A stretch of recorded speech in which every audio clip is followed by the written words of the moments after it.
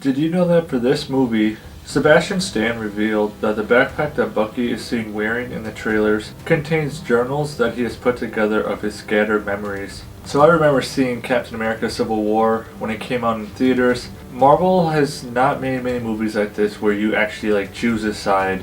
It's such a solid movie. The Captain America trilogy is such a solid trilogy, one of the best trilogies out there in my opinion when it comes to Marvel content. And I have three things that I liked about this movie, and my last thing is definitely my favorite. First thing I liked about this movie is it tackles a lot of interesting subjects. It's one of those Marvel movies that it still has a formula, there's that superhero formula, but this movie really gets you thinking more. It tackles a whole bunch of different morals and beliefs, perspectives, motives, and finding some kind of common ground to agree on.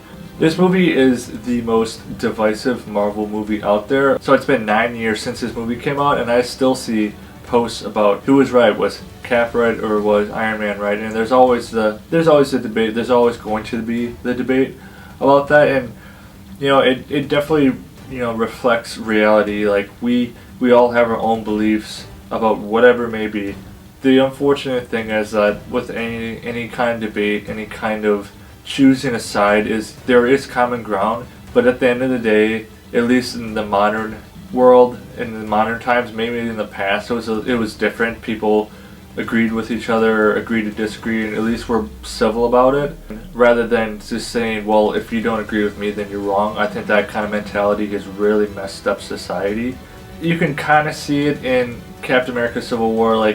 Cap is here. Cap is never going to change his beliefs. He's got such strong rooted beliefs. And then you have Tony, and he's got his strong beliefs too, and he's not going to budge either. So it's like two immovable objects meet an unstoppable force. It's the whole just the clashing together of two forces that will refuse to believe that either one of them is wrong, and one of them is right, one of them is wrong. There cannot be two right sides. There can only be one. So that's where the problem is. But of course there's a lot of manipulation going on, and just different motives of why. A lot of things to consider. When you take a stance on something, it's rarely black and white. I would like to believe a lot of things in life are black and white when it comes to beliefs. It depends on the belief. It depends on what you're debating, honestly. I mean, the things that Tony and Steve were debating, this was far from black and white. There's a lot of gray area. There's a lot of things that they need to figure out. But if you really do sum it up, it's basically anti-government versus government. It's all about control.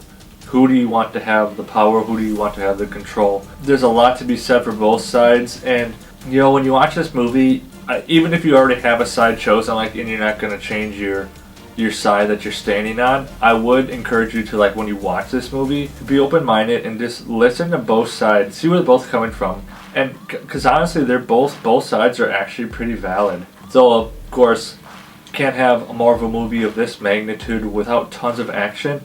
And I don't know how I missed this the first time around. Chad Stahelski and David Leitch were both, they both helped out with the stunt work. If you don't know who they are, Chad Stahelski directed all the John Wick movies, and David Leitch has directed a whole bunch of stuff too. They're both stunt coordinators and directors. As you can tell, they have a very definitive stunt style that they use. Is very, very brutal hand-to-hand combat, very just hard-hitting, just use whatever you have type deal, but also very well choreographed, especially the fight at the end with just three people going at it, the tag team or 2 against 1, but then the airport scene. There's so much going on in the airport scene, but it's all these guys are all equally matched. Each side found someone on the other side who was as equally matched. It all ended in a stalemate, honestly. If you want to think about it, yeah, sure, some people got locked up in the raft, but I wouldn't say either side won. I mean, that's the thing, right?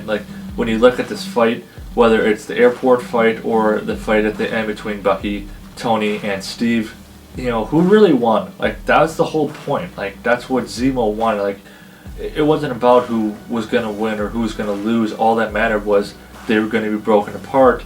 And it was done through just some crazy fighting, some crazy there were a couple times where, if these people didn't have a shred of morals, people would have died. Especially during the Iron Man and the Cap fight.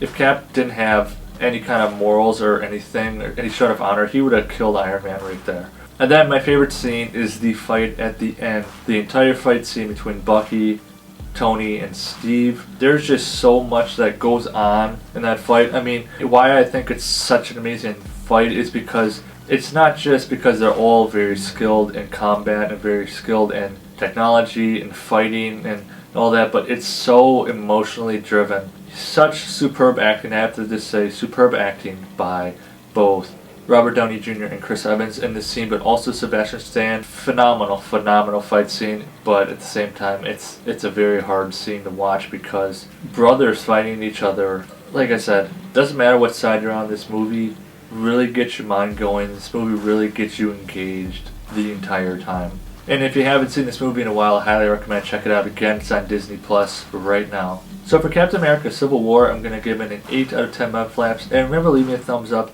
Drop the comments below. Were you Team Cap or Team Iron Man, and why? See you soon.